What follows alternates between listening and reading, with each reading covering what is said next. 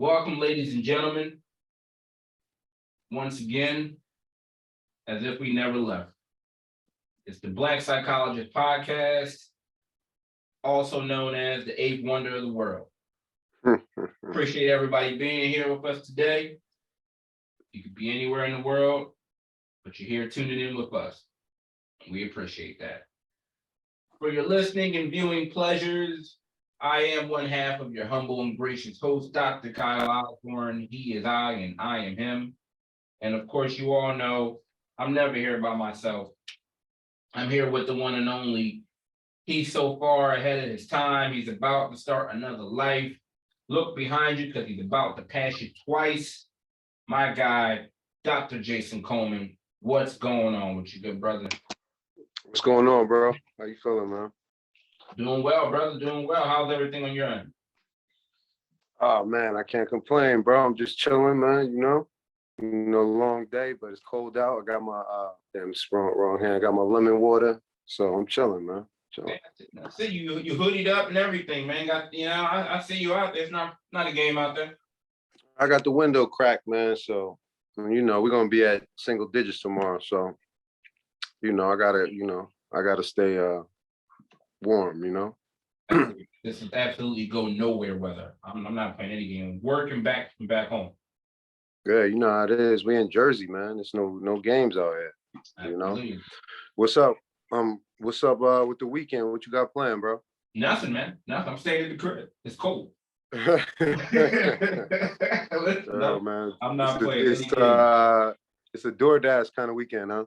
Absolutely. Let's see what's going on. What's on this Netflix and HBO Max, and we're gonna call it a day. That's what that is. Absolutely. You got any suggestions? Any Netflix suggestions? For those that haven't seen, if you're looking for a good comedy, for those of you that haven't seen the Eddie Murphy and listen, that is very. What is that? What's it called? Just Us or Forrest? You talking about the one with Jonah Hill? Yeah. I don't know what it's called. I didn't see it, but I saw the preview. Check it out. Yo, it's a lot of like conflicting opinions about that. I heard both opinions on both sides, but I'm gonna watch it because they say Kenya Barris wrote it, right, or co-wrote it. So Kenya Barris wrote it. Nia Long's in it. Lauren London's in it. Mike Epps, a lot of decent comedians. You know what it is, and not to get too far on a tangent, it's like a more modern version of Guess Who's Coming to Dinner, right? So people are familiar with that. They did that with Sidney Poitier, years and years ago, and then they redid it again with like Bernie Mac and Ashton Kutcher. This is like the reverse of that. So it's a modern day with Eddie Murphy, Jonah Hill, Lauren London, Nia Long. What's my girl's name? Very funny actress from Seinfeld. She played Elaine. I forget her name. She was also on The Beat. She's funny. Yeah, she's funny. So they have a decent cast. So they cast it very well. So some of the topics, I can kind of see how they might be controversial. However, at the same time, they're conversations that people have. So, but yeah, check it out. I highly recommend it. I highly recommend everybody. This is not a paid ad. Netflix is not paying me, even though they should be paying us. I absolutely recommend that for anyone's entertainment pleasures this coming weekend. Do that. Okay. Tomorrow might be the day for that. So there you go.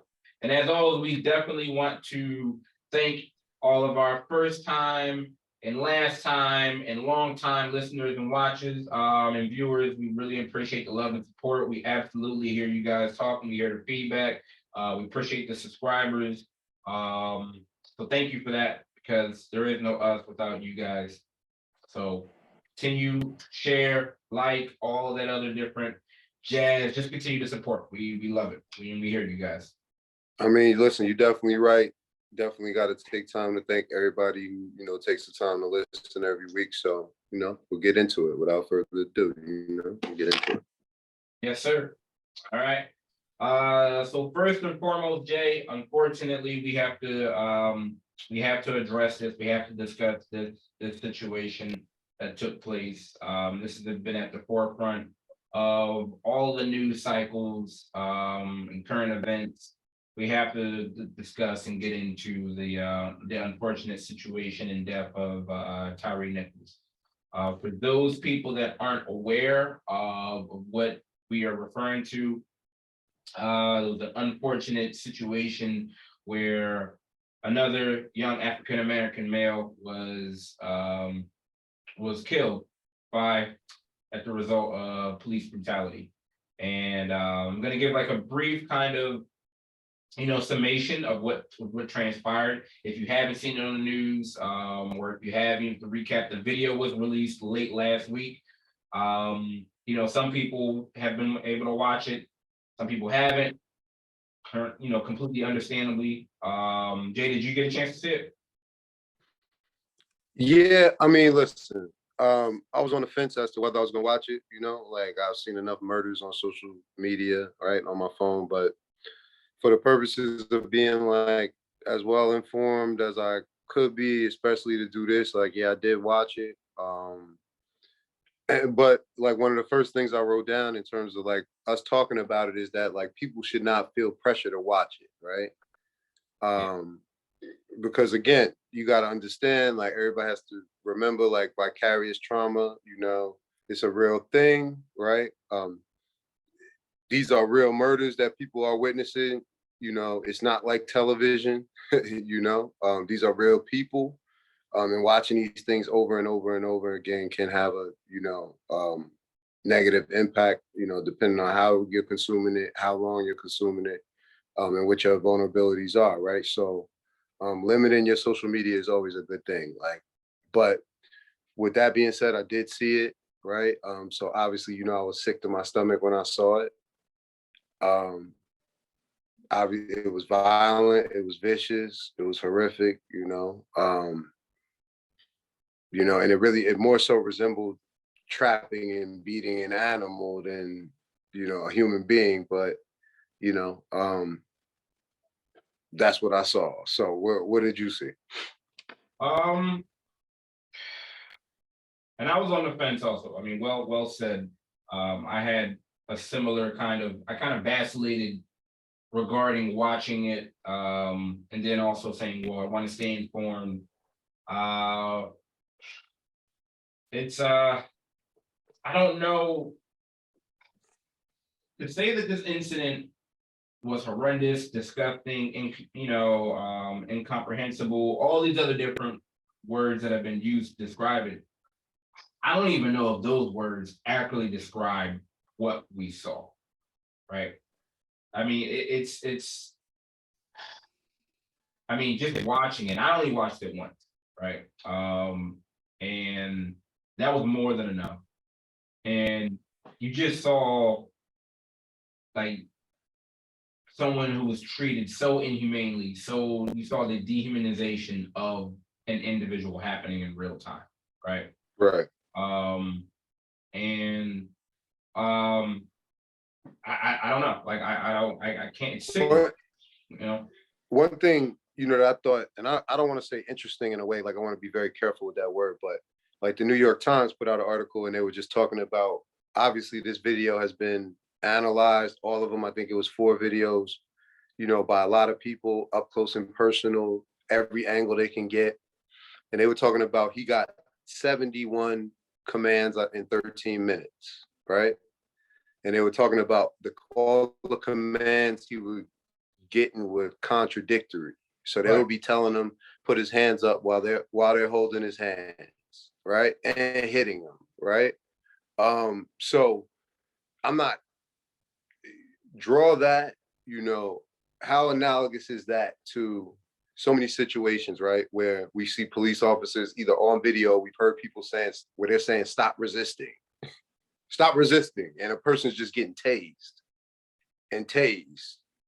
You know what I mean? And they're saying, stop resisting, meaning we know all of this they know they're being observed on body cameras and different, types of recordings. But this is just such a blatant example, right? You're telling somebody, put your hands up, and you're literally holding their hands down while you're assaulting them, right? 71 in 13 minutes, right? So this was not like they were aware, that their actions were being recorded, right? So they were trying to create a narrative, that something was going on that wasn't, right? And that's why you see so many people being terminated. This incident was initially reported. But again, 71 commands, 13 minutes. Yeah, they were contradictory, they were nonsensical orders. And it didn't stop there, right? So in addition, of course, to those orders and then just continuing to assault him in various manners, right? Whether it's been pepper spray, whether it's with the batons, whether they're just kicking him and punching him. Even at the period or at the area where he was supposed to receive medical help, right? Because that's why you said a lot of people, you're starting to see a lot more heads roll, as they should. So even when the EMS and EMT ambulances and officials, arrive, they didn't administer any help or any services for him, even though they see him visibly, needing help, right? He's slumped over, like you can see that this individual needs help. And they didn't even render any services until maybe like after 5 to 10 minutes had passed. Right.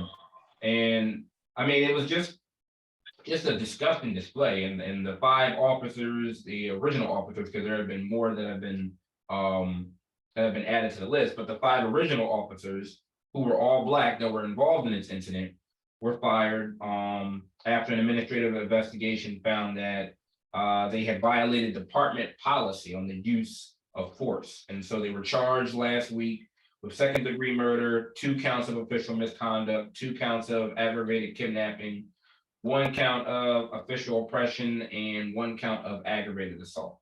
So the EMT and the EMS responders, they were also fired. I'm not sure if they are going to be indicted on charges. I know it's just been kind of like an ongoing situation, just as more information has been coming to the forefront. And so, I mean, the thing that got me was this. All right.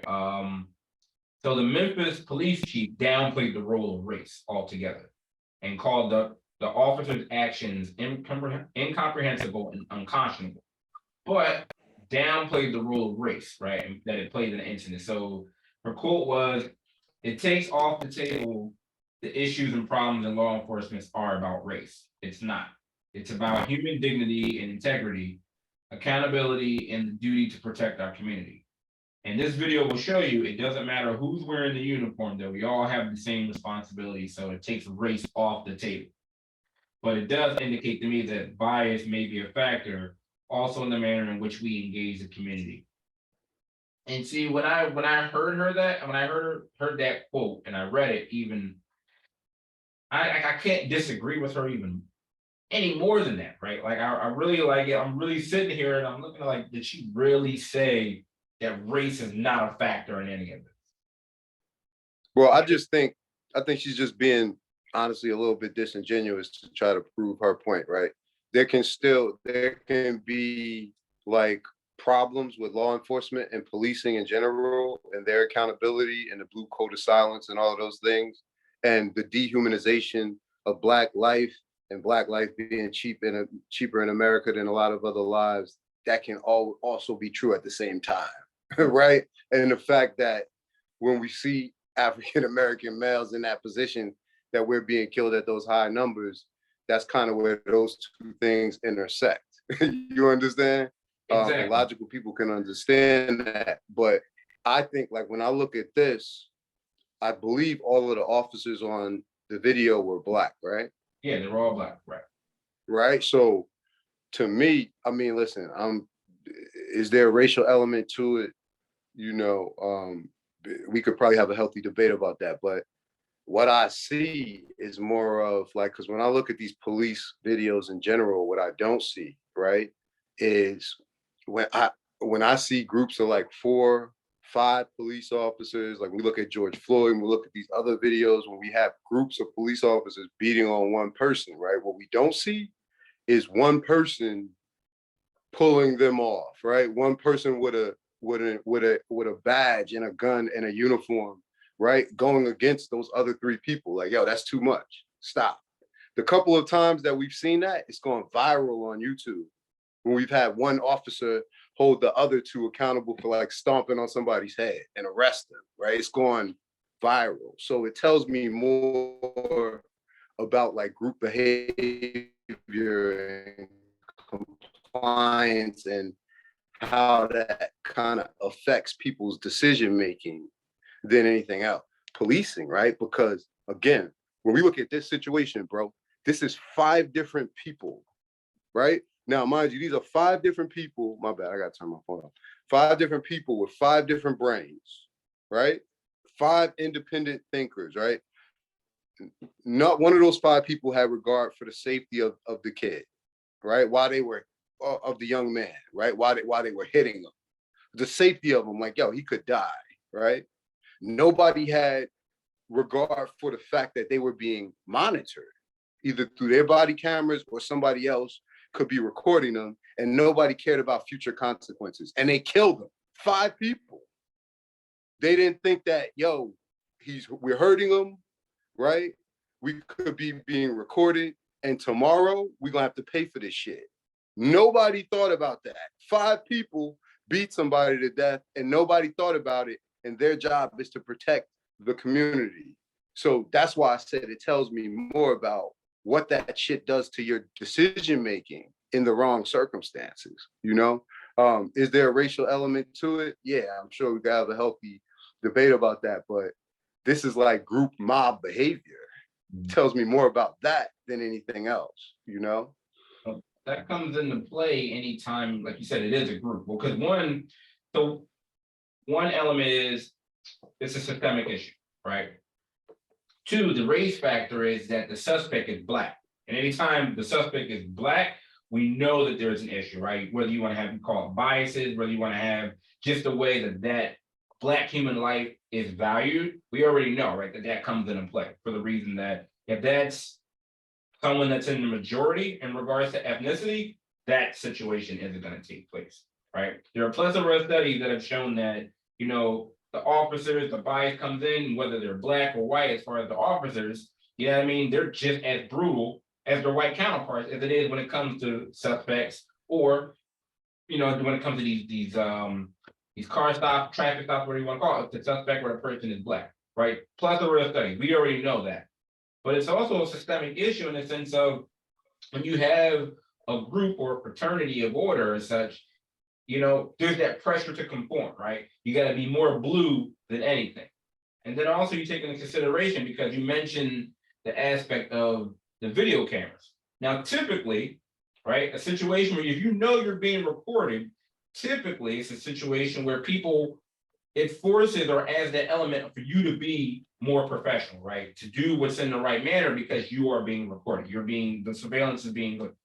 But what this also tells me is that this is something that is more the norm, right? This type of behavior, but it's not, people aren't being held accountable. So you have a situation where some of the more information, I saw something that an article maybe a couple of days ago, is that 4 of those 5 officers already had issues or had things on their jacket, right, of acting inappropriately or showing excessive force. So what that says is like, all right, I've been doing this previously and I've gotten away with it. So we know anytime you do a behavior, and depending on what the consequences are in the environment, well, if there's satisfying consequences, then it's most likely that behavior is going to happen again, right? And it's also a situation where it's like, well, hey, well, you know what? Even though we have these body cameras, they're not either they're not being viewed, or again, the situations are being swept under the rug, because you know and I know the best way for you to predict future is what? Based off the past. So these people have been doing this type of behavior, maybe not to the same extent where somebody was killed, but I'm pretty sure, I would imagine, and I'm confident that there have been other situations where there were complaints that were coming in about them being excessive against other different individuals in the community, and nothing happened. So yeah, you know what, we're gonna rough this person up, we're gonna treat this person less than, because we know that we're gonna get away with it, because we know the system is going to continue to allow us to get away with it. We're gonna be protected by the badge, we're gonna be protected by blue. And that's the situation right there in itself, because you can overhear them, right? On some of the different videos, you can overhear them talking about like what they did, right? Like after it happened, one officer said, "Yo, man, I hit that man with so many pieces," right? The other dude was just like the other officer that I think that's got that was just released for fire was like when they were chasing him, he was like, "Oh man, I hope they do him in," right? Like that's the type of conversation. That's how comfortable they are talking about this human person. Oh, I just hit him with so many pieces. I did this. I did that. Because they feel like, oh, there's not going to be any consequences. So this reinforces that type of behavior. And so, to your point, when you have a group that operates like that, yeah, they're more likely to operate and participate in more type of antisocial behaviors because it's like I'm not going to be held accountable. So yeah, we're gonna wild out. We're gonna treat people less than. We're gonna do all different types of behaviors that are totally inappropriate, unhealthy. But I'm not gonna be held responsible. So we're gonna continue to go move as such because we're protected by the cloak of the badge or the blue. I mean, it's horrific, man, because such a systemic issue that that's what needs to be addressed. Well, Right. this case is interesting because I think it's like I think I was reading something where they were saying like it's record time in terms of them being like fired or charged and then arrested. I think it was like 20 something days, right? So this is going to be interesting in terms of how this plays out. And then, of course, they released the video. So it's going to be interesting to see how this plays out in terms of the trial and all of that. But it kind of seems from the district attorney to the police chief on down, it's like, they kind of want to distance themselves from this, as quickly as possible and kind of not wrap it up, but in a sense, like they're going to throw the book at all of them. But I just thought, again, it was, again, I use the word interesting lightly. I'm saying in terms of looking at the case and human behavior, just in terms of how, a person can throw all of these things out the window when you got 5 independent minds operating at the same time, right? And remember, like, all of these people were alive and conscious when other police officers have been caught on tape doing other crazy things within the last 2 to 3 years, right? So again, I think it, like you said, I think it speaks to like within those bubbles that they're operating, right? Like their community, I think it kind of speaks to the differences in power, right? Because, and I kind of want to amend a little bit of what I said, like, do they think that I don't think they ever feel like they'll face any consequences, right? If they're caught on video, do they think they'll be held accountable? Hell yeah, they know they're gonna get fried, But it's kind of like when we see problems with like COs in prisons and all, and it's the same thing with cops on the street. Typically when we look at, the neighborhoods that they're doing this, right? The people that they're doing it to, they're not doing it to people that are going to run to lawyers to sue them, right? And that have a whole lot of recourse. So there's a power differential going on there, right? So we got to look at that too, right? There's a classism, and think about this, right? So if we look at how many, even just the high profile cases, right, that have made it to the news, that have made it to the CNNs, that have made it to the national level of coverage, how many, in regards, we're looking at just the police officers. Let's look at the ratio. What's the ratio of the police officers actually being held accountable, right? How many of them actually were fired or even found guilty of those charges? It's in the minority. Right. It's in the minority. And even while the charges or the trial or the investigation, I should say, is taking place, what's it typically been for the majority of these officers? They're on leave, paid leave, right? So I did something horrendous, right? I either killed an individual or severely injured them, but in most of the high profile cases, these individuals unfortunately have lost their life. And the officers are put on leave, paid leave. All this is taking place. And if it makes it to the extent where they're going to be on trial for some type of criminal charges, it hasn't even been likely that they're going to be charged with anything or that they're going to be convicted guilty.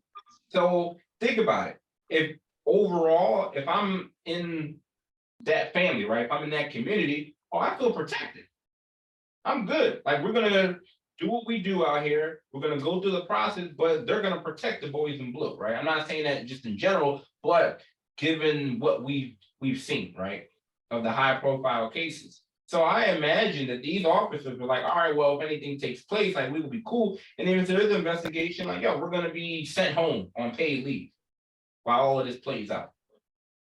It reinforces that behavior. Now, absolutely, I see like it was definitely a difference in that all of them were fired and immediately charged. They even went to jail. Some made bail. I think I don't know if all of them did, but I think a few of them have already. But it even took time for this to take place because this happened January 7th, Jack. January 7th. And most of the noise and most of the coverage didn't take place until sometime last week. So there was still like a week and a half, 2 week period. I understand the investigation and so on and so forth. And maybe the department was like, hey, well, this is blatant. We don't even know if we can cover this. Like, there's no way we can try to, maneuver, change the perspective, so on and so forth. So they went through with it. But I mean, the question I have to ask is now, if they were white officers, do you think that they would have been fired and then charged immediately? Because that's another element that sometimes we have to Yeah, I mean, if they beat somebody to death on videotape, yes. we've seen it, Jay. I mean, Like, yo, certain things, I mean, listen, I get it, and I'm not even that guy, but certain things I just think, yeah, if you beat somebody to death on videotape, you could be a green officer and you're going to jail, you're going to prison. Like, you know what I'm saying? I get it, but in this case, I really don't think it would make a difference. We got 4 videos. We got a kid that I think is 26 years old. He's dead. I don't believe he had a record. You know what I'm saying? And he has a mother that's gonna advocate for him. And she's telling his story as to who he is. So somebody's gonna be held responsible. And that's the element. That's the thing I want to tease And out. that's that. People don't have that. Like, you have a situation where you're affecting a marginalized community that typically doesn't have the resource to run to a lawyer or push this even further where you can hold people accountable. So but in this particular case, like, I don't really whatever color the officers is, just the circumstances of this, I just think I just think it's irrelevant. Not in every case, but in this case, I think it's irrelevant. Because they just fired the white guy too. I mean, well, he was making comments on it. Was the whole situation failed him. Like, let's call it what it is. Tyre Nichols should have made it home to his family. Simple as that. Yeah. Should have made it home to his family. And that culture and that system, which is problematic, that's what led to his death. Yeah. People just all around, like at every step of service that should have been provided, like it all failed him. That's what killed him, just the system. Because it doesn't matter, because it's always been that argument of, well, let's put more Black officers in the community, right? That'll help. That'll help the situation. That'll calm the police brutality, their bias and things of that nature. And yeah, to a certain extent, that will help. However, if the culture or the system is problematic, it doesn't matter who you're going to plug into it. You're going to get the same result. Yeah, and we got to really, and I'm just being honest, like, we just got to be serious that we talking about police officers that break the law. Because again, New Jersey, like, there's plenty of Black officers in Newark and East Orange that they make them connections with these kids in the community. They good dudes, you know what I mean? So they're not the ones out here doing this, but we got to be clear, you know what I mean? It's not everybody, but definitely these people that we're talking about that's on this videotape. Absolutely. So yeah, it's there's more and more information that's coming out to play. So continuing to monitor it. Absolutely. At this point in time, it's sending our thoughts and our hearts and our sympathies to the Nichols family, because this family shouldn't have to go through it. Simple as that. So we'll see. It's going to be an ongoing thing. Something else that happened earlier this month was your boy 50 Cent, your boy Curtis Jackson, Jack. All right. Listen. So earlier this month, on the syndicated hip hop show, Big Boy's Neighborhood, your boy 50 Curtis Jackson, all right, went off and said he gave his take on depression. All right. This is what he said. He says, I think depression is a luxury. Where I'm from, and he grew up in South Side Jamaica, Queens. He says, where I'm from, you can't afford to be depressed. You got to pay bills, right? So you got to go to work. You got to get up. You got to do what you got to do. You got people right now that's at work that don't feel like being here, but they got responsibilities. When these guys get in the slump and they just decide they're not going to do anything, I'm like, where do you do that at? I think the things you go through make you who you are. So there you go. So Jay, what's your take on this? What's your take on this? I mean, first of all, I mean, listen, you know what my take. I mean, obviously, listen. A lot of his music is a soundtrack of my childhood. So, you know, I'm gonna always love 50, you know. Now, you know, some of all the trolling he does on Instagram, you know, it's entertaining. I love Raising Canaan, but on this point, obviously, it's very wrong. You know, listen, we know depression is a medical, you know, medical and psychological disorder. We don't have to go into that. Specific symptoms that define depression, obviously. And then, but I think the bigger question, problem, and conversation is that these are the type of comments that contribute to the stigma, right? And kind of what he's talking about and what he's insinuating, at least in my opinion, is that in his circumstances, you know, he didn't have time for mental disorders, right? Or depression, right? Because he had to push through, right? And again, in my opinion, this is part of the problems that lead and stigma that lead to people not seeking treatment, right? Because pushing through is very common for people who are in like survival mode, right?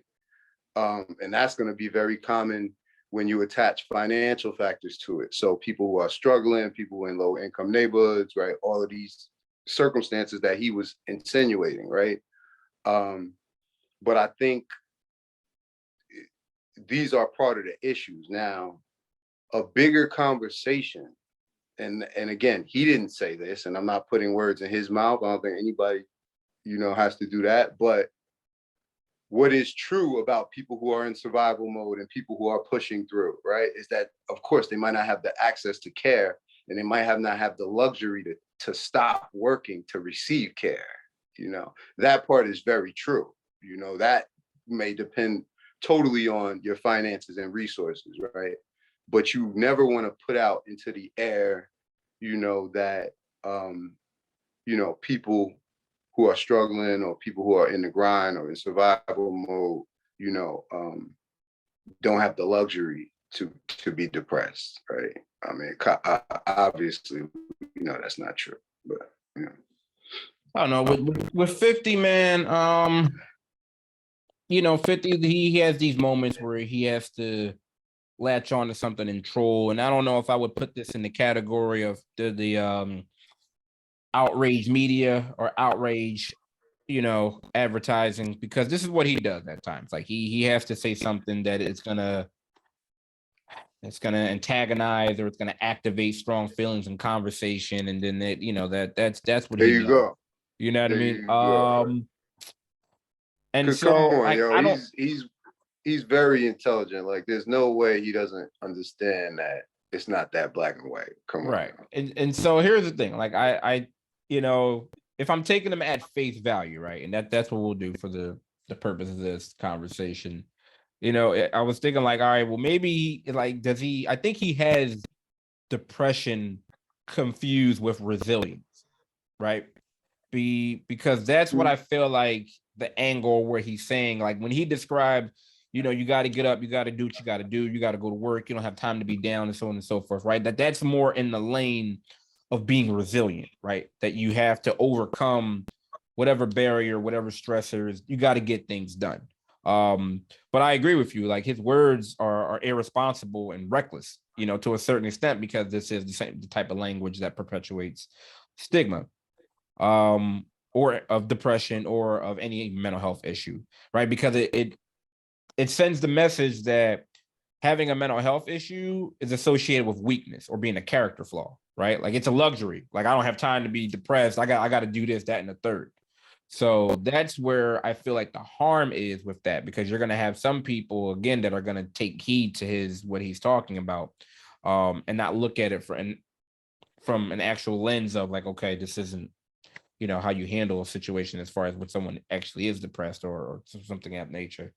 But that's how I'm looking at it. Like there's a difference between being resilient, and even though you're in you know, a tough situation coming from an impoverished background, and you have pretty much every life stressor and everything is stacked against you, it's like being resilient is overcoming in spite of, right? In spite of the mental health issue, in spite of the stress, in spite of all the other different things that you're experiencing, right? That's what resilience is, right? It's not a thing where like, oh, I don't have time to be depressed, because that's not the way it works, right? You can still be depressed and be functioning, right? It's not a good place to Right. And be that's, mentally and spiritually and emotionally, but you know what I mean? They're not like, oh, well, I don't have time to be it and such. And so that's but where I think that's, it's really threatful. but that's how you know, again, with the statement that there's a fundamental misunderstanding of what it is, right? Because thousands of people are depressed and go to work every day and they take care of their Exactly. kids every day, right? And thousands of people, and see, this is what he may be, respectfully confusing, is the fact that, in certain places, right, and with certain demographics and male to female and all these other characteristics, depression is going to be expressed different. So those same people that you see getting up and outside and working and doing, if we look at their other behaviors, is their depression being, is it being focused inward, right? Is it being focused, is it coming out as aggression, right? Is it being expressed in other ways, right? The depression doesn't manifest itself in one way, right? So again, I do think there is some merit to the bigger point that your circumstances do, if you are depressed or if you have anxiety, right? Your circumstances damn sure may impact like your access to care, how close you are to quality services, or your ability to stop what you're doing and receive care.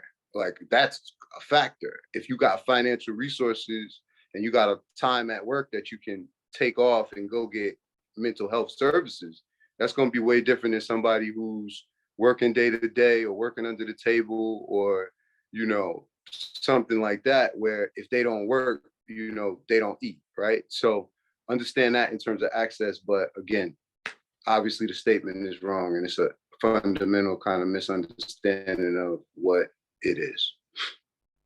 Yeah, I'm gonna need him to be a little bit more selective when he, wants to do his trolling and You're not gonna you get know, that, brother. You're yeah, not so gonna get that. yeah, 50, man. So just so everyone is clear, absolutely, if you are experiencing depression and you're able to go to work, it's not one or the other. They're not mutually exclusive. It's a situation where we absolutely are encouraging and emphasizing that people, please, if you are experiencing any of these symptoms, right? If you're, the lack of sleep, you're losing your appetite, you're not, finding any joy, or you're unable to participate in, activities that typically bring you joy and enjoyment, and you're experiencing these, this depressed mood, please, please, please reach out, please get help. Don't follow the step of this guy and being like, oh, well, you don't have time to be depressed and you just got to continue to move forward, because that's how that type of mentality exacerbates the illness. That's how your conditions get worse. So, yeah, but for real though, anyone that, he's trolling. He's yeah, trolling. Like, listen, if this became like a big, I mean, he did receive a lot of backlash online, right? But let's say it was like let's say he made this comment in 2006 or 2003 or 4, kind of at the height of his stardom as like a rapper. When they interviewed him, right, about it, he would be able to give you an answer that was in a lot more depth, and it would be similar to what we're saying, right? Because he's a very smart person, you know. But I think it leans more along the lines of what you were saying. Like, he uses social media to kind of generate attention, and he don't mind rubbing certain people the wrong way. It don't matter whether you feel like a line is crossed, you know what I mean? With certain things, he'll still, you know, push up against that line. So I think it's more so of that, because I think if you was to ask him about the comment on that level, it will be the answer that he would probably give you would, you know, it would mirror that a lot more. It will have a lot more depth, is my point. So I think Yeah, he this guy, trolling. all I can do is shake my head at this guy, man. Always something. Speaking of shaking my head. All right, Jay. So it's going down in Philadelphia and other neighborhoods across the country. There has been the rise of an animal tranquilizer called xylazine. Right. And now on the street, it's called Tranq or Tranq Dope or zombie drug. So what this drug is being used, or what this substance is being used to bulk up fentanyl and making fentanyl and heroin even more devastating than it is. All right. So the issue with Tranq is that it causes wounds that erupt with like a scaly dead tissue called Escher, right? And if that Escher is untreated, it can lead to amputation. So like what it'll induce like when you mix it in with the fentanyl, or you mix it in with the heroin, what it does is that it induces like the blackout stupor for hours. So it's even makes the fentanyl and the dope like even more potent, right? So when somebody uses it, it pretty much renders them like vulnerable, like for hours. So, and then when people do come to, like, the high from the fentanyl, and it says like even the high from the fentanyl for the dope has faded, it's like they crave even more because of the tranq that's been added to it. And so because it's a sedative and it's not an opioid, it's like it's resistant to like the opioid overdose reversal treatments that are out there. So some information has come out to Philly more recently, some recent data. It says more than 90% of Philadelphia's lab tested dope samples were positive for xylazine, right? There was an article that came out recently with an outreach worker from Prevention Point. So for those people that aren't aware, in the Philadelphia area, Prevention Point is like it's a 30-year-old health service center in Kensington.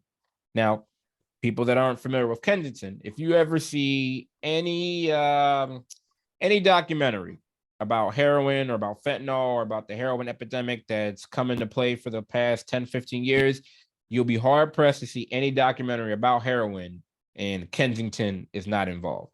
Like, I love my city, born and raised in Philly. But Kensington is just one of the areas that has just been just downtrodden. It's just one of the areas where I mean, you want to talk about drug use, and like heroin has how when it ravaged and takes over a neighborhood, that's what Kensington is.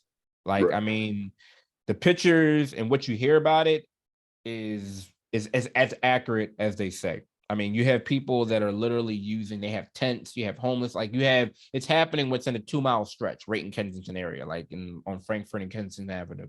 Like it's not a game. Like, you know what, Kensington Avenue, to kind of, for people that aren't familiar with it or haven't seen a documentary or any of the images, think of Amsterdam off The Wire, but worse, right? Like, it's an area where even though law enforcement knows what's going on, they're not going into that area, right? You talking about it's an open air drug market. Pretty much. It's an open air drug free zone, like I mean, not drug free, drug zone. Like, that's literally what is worse than Amsterdam than what it was on a wire. Like, you can, in real time, you can unfortunately see people shooting up, overdosing, like anywhere you look and turn around. Yeah.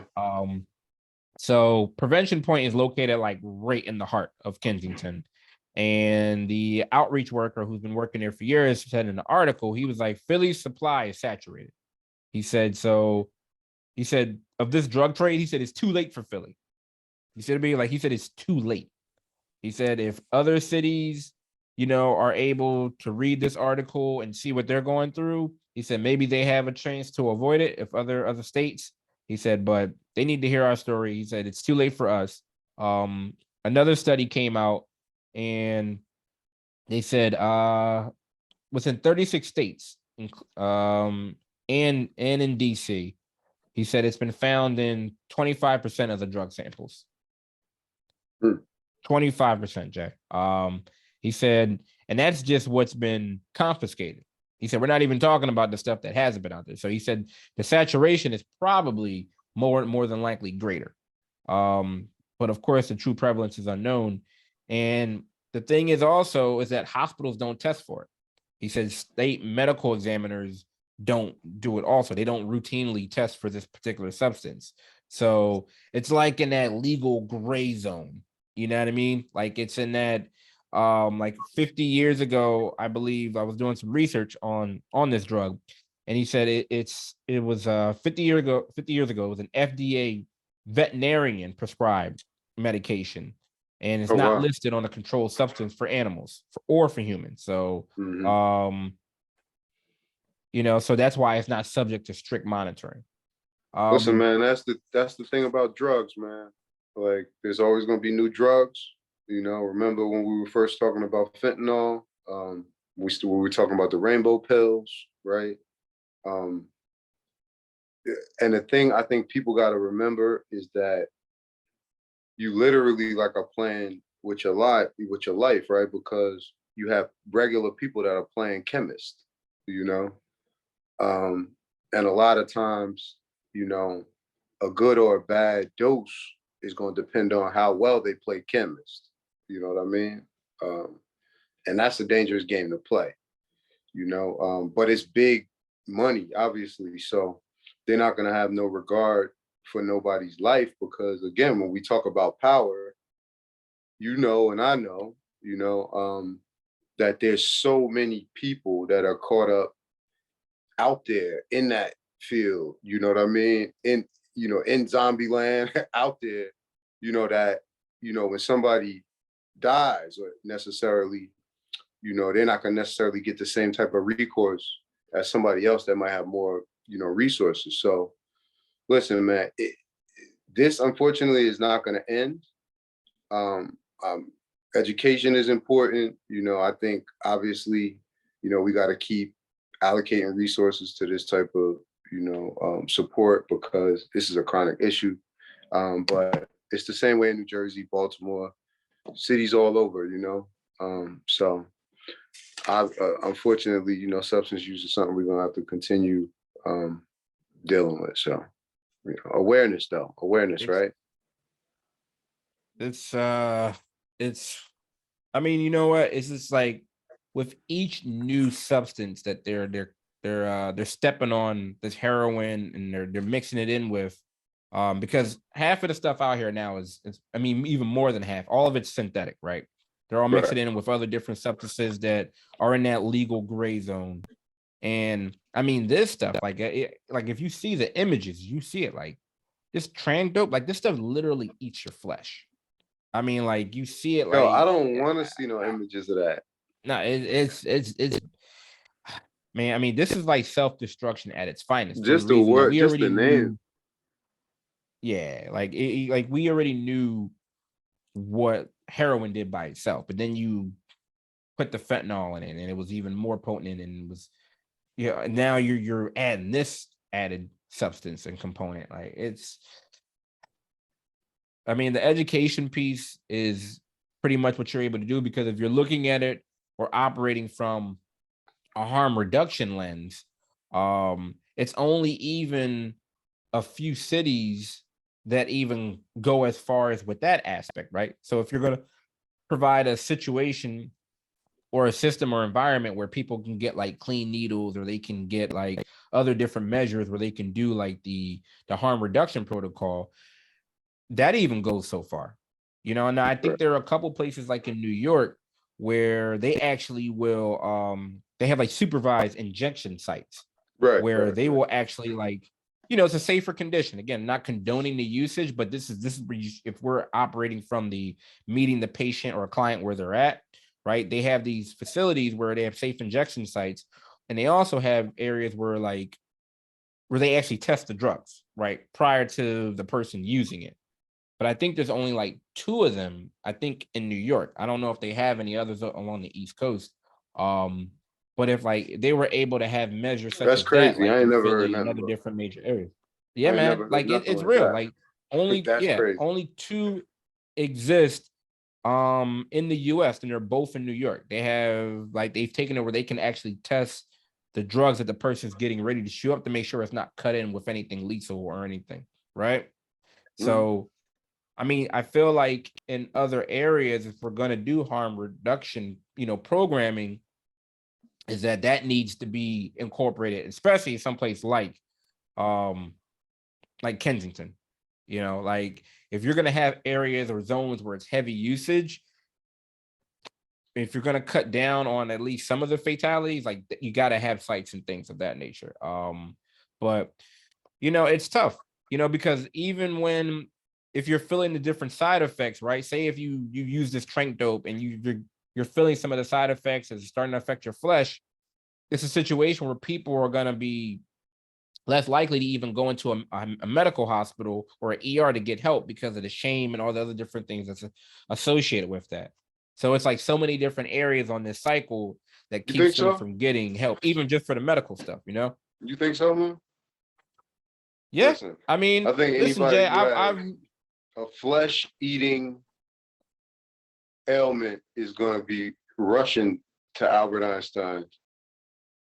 But I could be I think wrong. some will, but I think most of them won't just because of the shame that's attached to it. Like you and I have both Possibly. worked in major hospitals, right? We've worked in ERs, we've worked in a lot of different medical and hospital settings. And you know, and I know that some health professionals, all right, don't act in the most friendliest or non-judgmental No, I get you, nature, man. right? I get you. So it's Okay. like if you're coming in and you feel like you're gonna be judged and they're gonna see the marks on your arm, and you know when you go through the whole triage process and you're getting that attitude or that shame or whatever's attached to it, you're less likely to want to come in, right? You're less likely wanting to seek service. So it's tough, man. It really is tough all around. Education, I feel like more harm reduction movement and programs are going to be helpful, but yeah, this is some nasty stuff. This is some really nasty stuff. Yeah. This Trank, man. So again, we always want to make sure we're trying to stay in front with the jargon and with all the other different things that are coming out. Because like you said, you got the rainbow colored pills, you got all these other different things that are coming out, and you got to be careful. You have to be very careful. I could dig it, You bro. know, you got some evil folks that are sitting someplace, concocting these things. Speaking of which, Colorado is experiencing quite a bit of a mental health crisis right now, Jack. All right. Especially in combination with the mental health crisis. I mean, not with the mental health crisis, with the COVID pandemic. Um, Colorado, their children's hospital declared a pediatric mental health emergency in late 2021. Suicide has been the leading cause of death for teenagers and young people and young adults in Colorado for the past several years. So they've been experiencing a lot of mental health issues just in various different areas. So something that's been proposed has been psychologists would like to help by being allowed to prescribe medication. All right. So there was a legislation that came passed that was started by 80 psychologists that are pushing for the right for psychologists to prescribe in that. Now, currently there are 5 states that allow prescribing powers for psychologists. All right, so this is the way it works, right? In order for a psychologist in any state to receive the prescribing powers, psychologists who already have a doctoral degree would have to go back to school for a postdoctoral master's degree in clinical psychopharmacology, which would take 2 years. Then they would have to pass a national board exam, then go through a year of preceptorship or working like clinical rotations under a licensed prescriber. And then for the next 2 years after that, they would have to have a conditional prescription certificate in which would allow them to prescribe, but only under the supervision of a consulting physician. All right. So that would be the course if in any state, if they want to do the prescribing powers. However, not everyone's on board with this, right? Because it seems like a good idea. Like, there were about in Colorado, I want to say there are over 3,000 psychologists statewide. So it seems like this would be a good idea, right? You're talking about individuals that see patients, especially, bi-weekly, weekly, monthly, whatever the circumstances may be. And for them to have an additional source where someone that could prescribe them medication seems intuitive, right? Seems like it would be helpful. Right. However, medical doctors and other psychiatrists say that it's dangerous to let non-medically trained psychologists prescribe mental health medications. So that's the kickback that they've been getting. They said it's dangerous, Jay.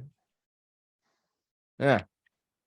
Only people with a medical degree, they said, should have the ability to prescribe medications to clients and patients. All right. So here's my thing. I don't feel like it's necessarily the danger or the dangerous angle that psychiatrists or the medical physicians are concerned about, right? Because that's been the same type of issue that's been going on in Pennsylvania. Like that argument has been going on in Pennsylvania for years, that where psychologists have been trying to get prescribing powers and trying to pass the legislation and such.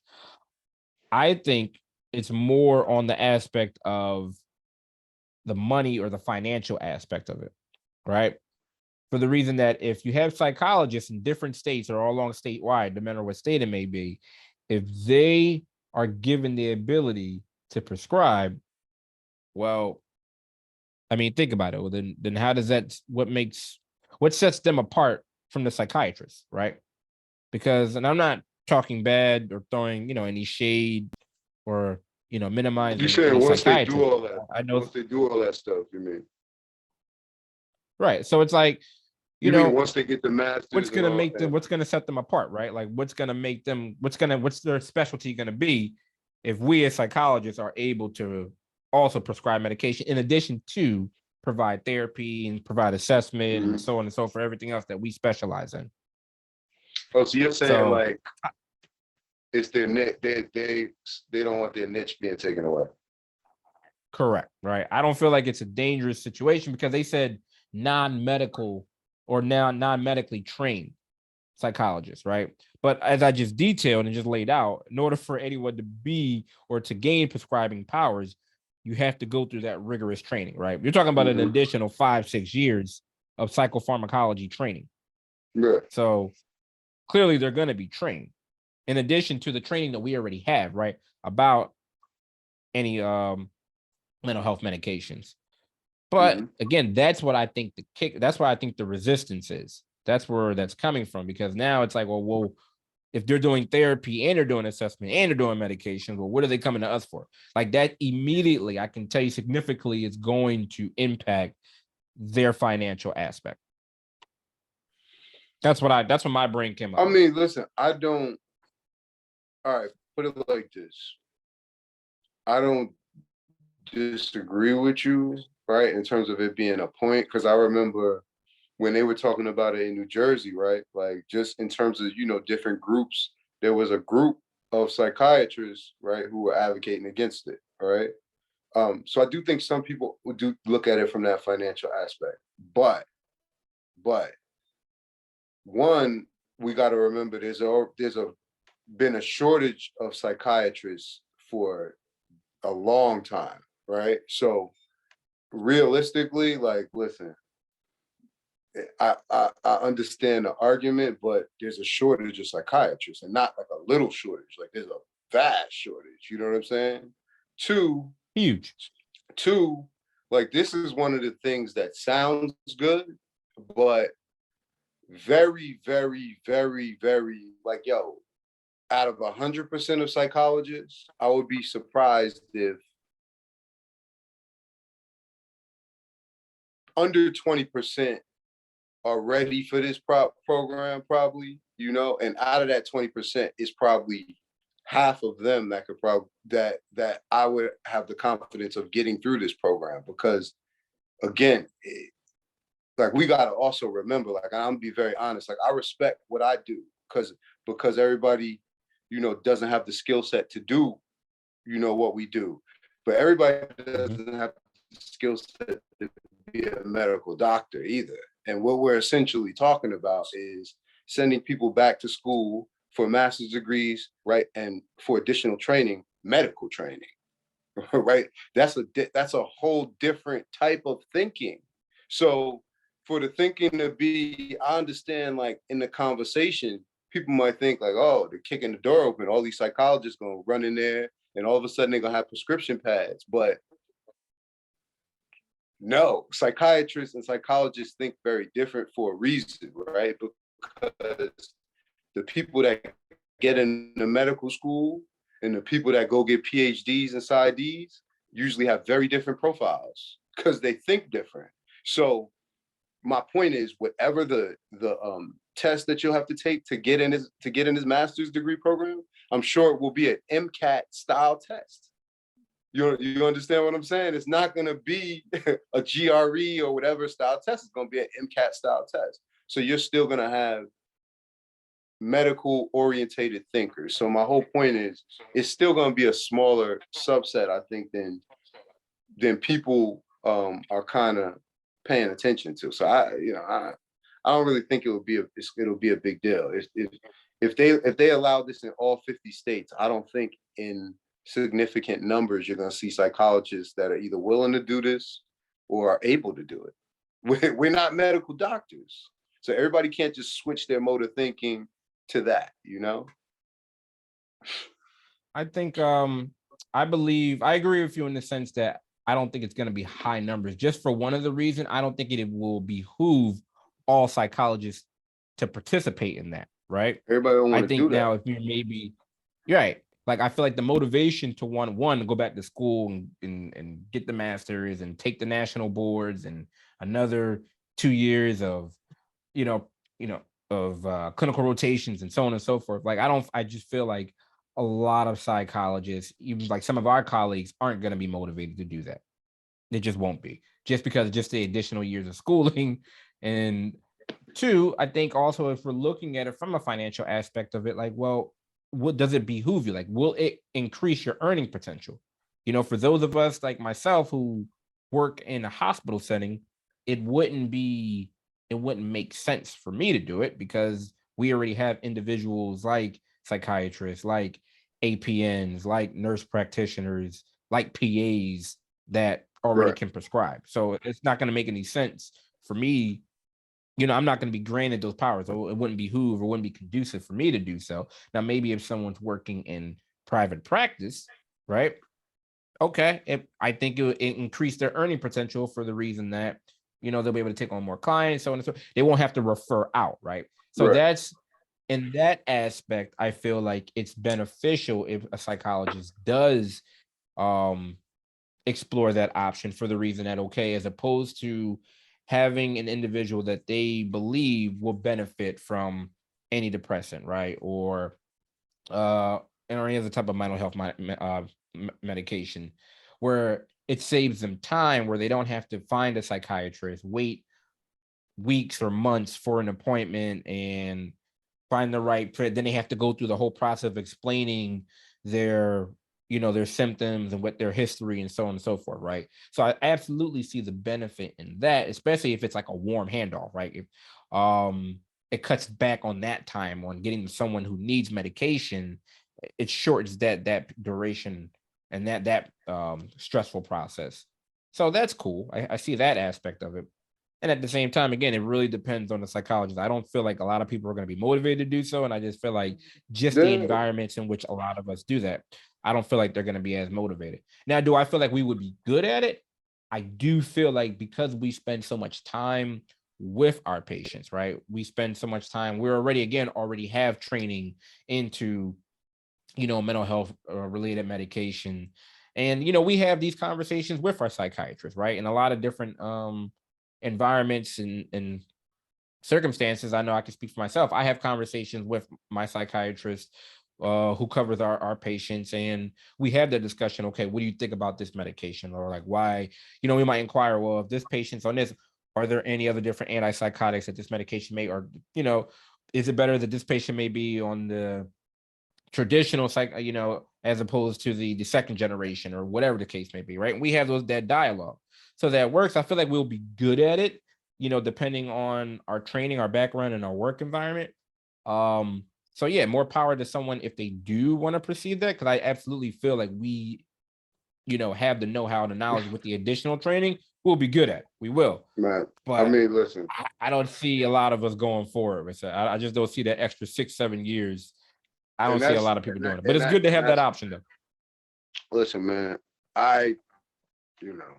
we just got different opinions on this one because, again, I think there's a lot of things. Like, listen, you can look at psychologists and be like, yeah, we might be good at a lot of things. Like, we might be good lawyers. We might, but when I just simply think, because I mean, think about what we're doing. We talk and communicate, but bro, in my humble opinion, it's like medical doctors, like I respect what I do in terms of, and I just respect the boundary in terms of, there's a reason why master's degree, right? And then I think what you told me was master's degree, then 1 year supervised, 2 more years, then 2 more years, right?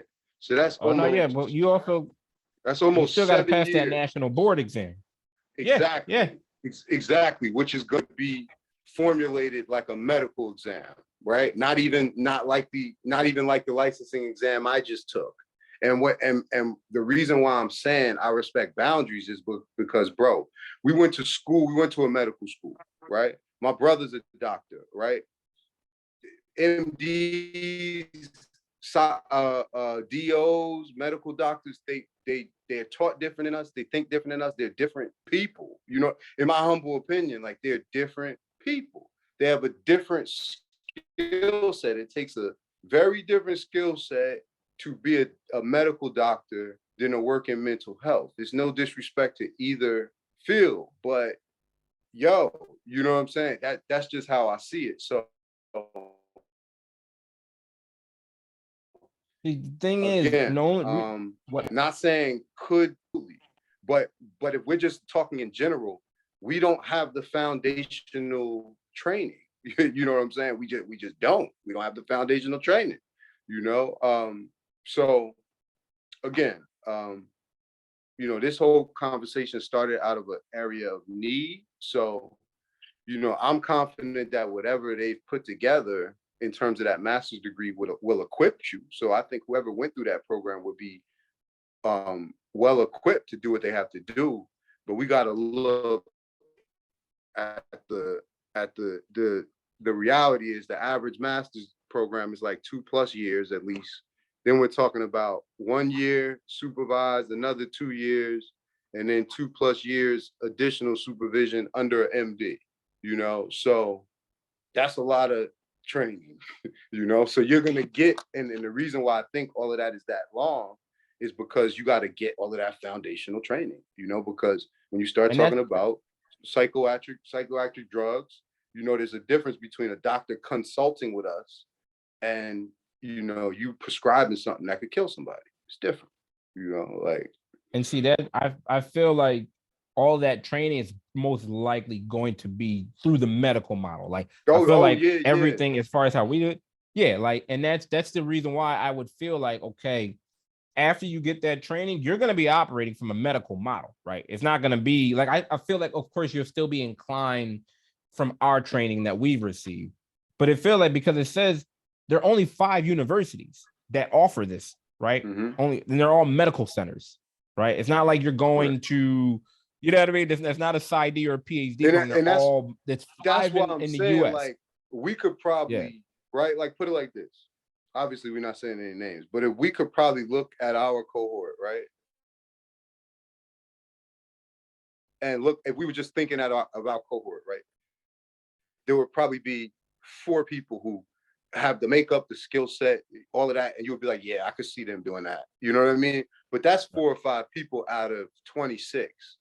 Even if everybody raised their hand and said they want to do it, you and me both know, like, you would be able to look at people and kind of look at their performance on certain things, and you'd be like, do you understand I'll what tell I'm you saying? what. So I You get go what through you're this, saying, you better, you but if, you know, if it's you a go through good this conversation. training, if you go through this training, you better be able to prescribe, because this seems rigorous just the way that they laid out. So I think you're gonna come out of this whole program, if you do like decide to partake in this, you're gonna come out the other side like a totally different human being anyway. But Yeah. I mean, I think it's good to have that option. I'll sit here and say that I have no motivation to do this at all. Me neither, bro. I'm done with No, I'm school. good. That's what I was gonna say. Listen, I'm done. More power to him. But I'm done. But like I said, it's one of these things where I think it's a lot of uproar for nothing, because one thing we can guarantee is that these people will be very well trained when they're done. So Yeah, absolutely. it's cool. So yeah, that's all we got for today, Jay. Anything else before we get out of here? Nah, man, just want to of course thank everybody who takes the time to listen. We appreciate it. Definitely thankful for the increase in subscribers and spends and all of that. And just make sure you go support my man Kyle's venture that he's about to promote right now. And that's it. Thank everybody for tuning in. Absolutely. If you're interested in buying some clothing, shopmentalhealthclothing.com is available, so you can not only feel good with your mental health, but you can look good when you rock it. I'm talking about your charity, I'm gonna man. get to it. Of course. Yeah, I'm gonna get to that. Listen, we both gonna shine. You know what I mean? We're busy individuals.